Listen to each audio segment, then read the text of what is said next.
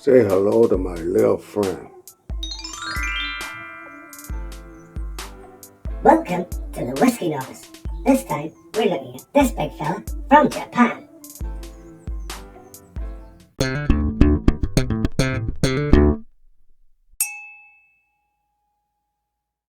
Hello and welcome to another whiskey review with me, the Whisky Novice. It's good to be back. It's good to have you back. As always, I hope you're well. This is review number 33 and last part 6 of my World Whisky Awareness series. This is not the bottle I wished to review for you, because this is a little Japanese number, and I'm sure in a world where we're aware of whiskey, we're also aware that Japan makes whiskey. Excuse me. I had my eyes on a different bottle, but in the current circumstances, I couldn't get my hands on it, so I just decided this was one I had in my collection. So it was a good time maybe just to put it in and finish the series off with, say, a little number from Japan. This one is Nikka Pure Malt Black, part of their colour series. They have the red, which is considered light fruity, the white, which is peated and spicy, and then this black is a blend of the two of them, somewhere in between. And they come, this one in particular comes from the Yoichi, and let me get this right, the Miyagikyo distilleries there in Japan. Say both Nikka distilleries.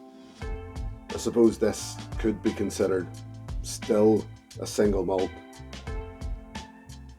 but I'm sure if I'm wrong there, somebody will pull me up on it. This is bottled at 43%. It is a very gentle, soft whiskey. Beautifully soft nose. I mean, it is gentle, soft, briny would be the first big thing that comes out to me, is the brininess of it. There's a licorice hint somewhere in underneath there, which is making itself known, and then sweet stewed fruit, or is it slightly overripe fruit, perhaps, as in maybe apple and pear.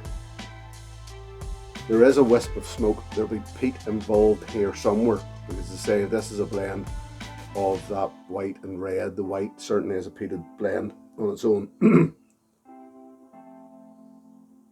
Yeah, if I was suggesting that there's stewed or overripe fruit, apple, pear, it is a white fleshy fruit. It's quite sweet. There's almost a marshmallow or toasted marshmallow. Fresh. This is a strange note that I got on this. Fresh linen.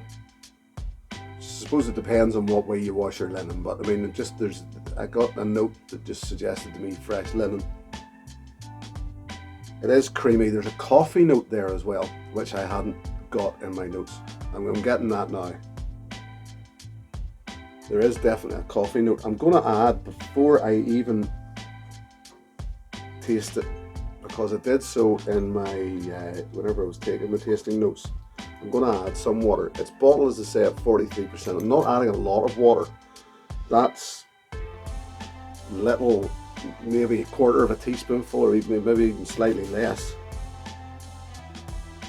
But yeah, it brings out wintergreen, soft. Even the brininess turns up in it. There's a pineapple, but not fresh pineapple, not even candied pineapple, more like pineapple-ade. Not sure yet again whether you get that around, but it's a carbonated drink, pineapple flavoured. When you get into the palate then,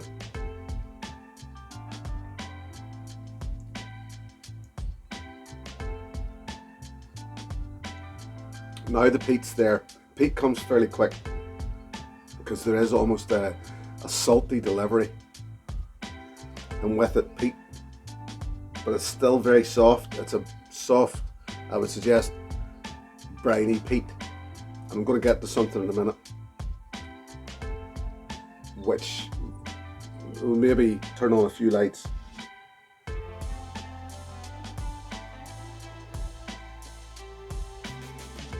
Mint, again, spearmint, sweet, sour even. I'm saying it would come with the salty delivery, but there is a sweet sour thing there. It gets sweeter the further back in the palate it goes.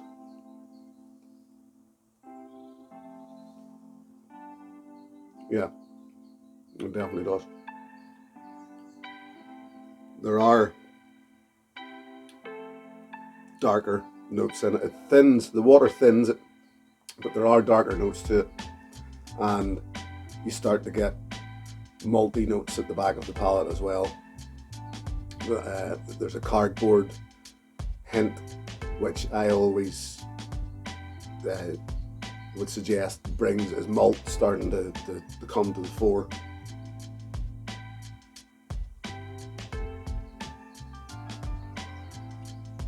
Here's the finish. I'd say it's medium length, quite peppery. Actually, it's very nice.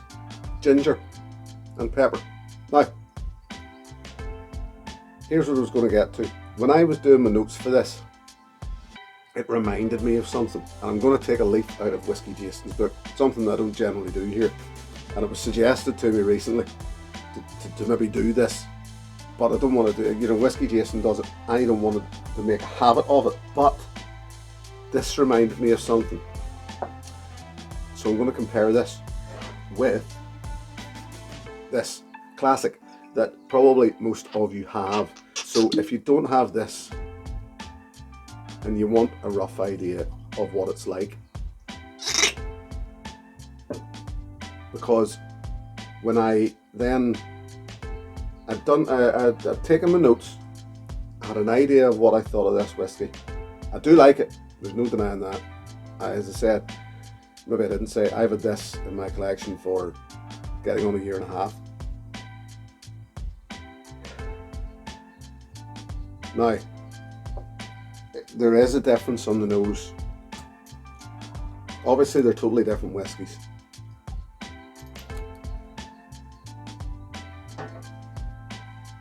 Masataka Takazuro, the man behind Nikka, did his training in Scotland. So when you look at Nikka, most Nikka whiskies I've tried,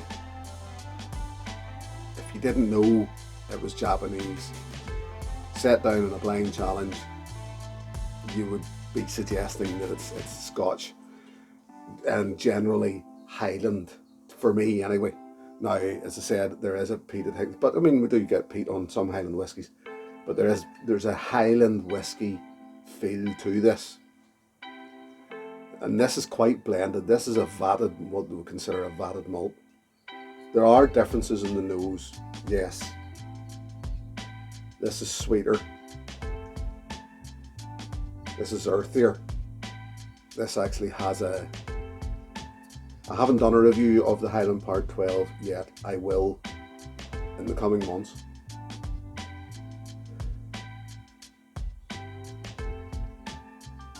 There is a slight rubbery, fusty thing off the Highland Park, but I found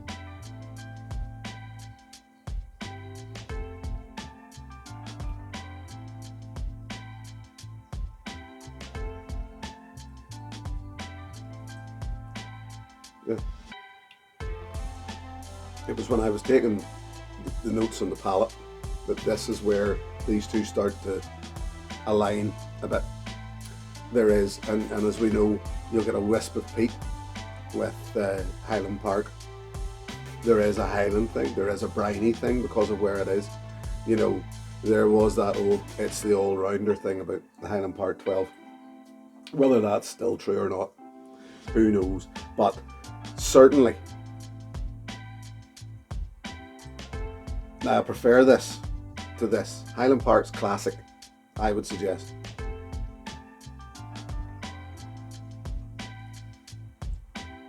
Yet again, that fresh linen thing I suggested on here, I get in this. Yeah, very much so.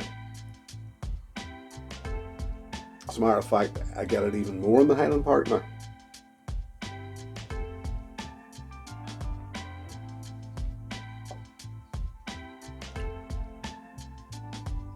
This is better, definitely, to me anyway.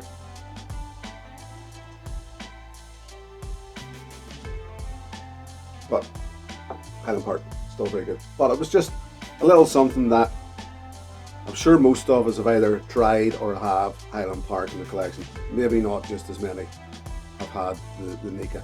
So I just thought I would throw it in there, just to give you, if you're looking for an idea of what this is like, you're not too far off. You're not too far off. So that's it. Yes, if you can get your hands on this, this was actually a gift. So I don't, whenever I received it, so I didn't pay for it myself. So I think you're looking in the UK between the 40 and 50 pounds mark, maybe not just as expensive as that. I'm not quite sure, but I think that's roughly around what you're looking at. But a very, very good example of Japanese whiskey. That's it. That's this review done. That is this series done. I will be back next week, as always, with something new. And until then, I'm going to leave it.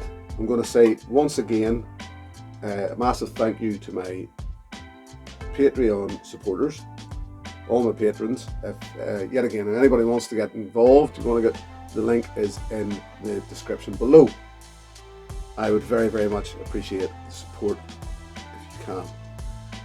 Until next time, please stay safe, keep well, look after yourselves. Here's to your good health. Cheers.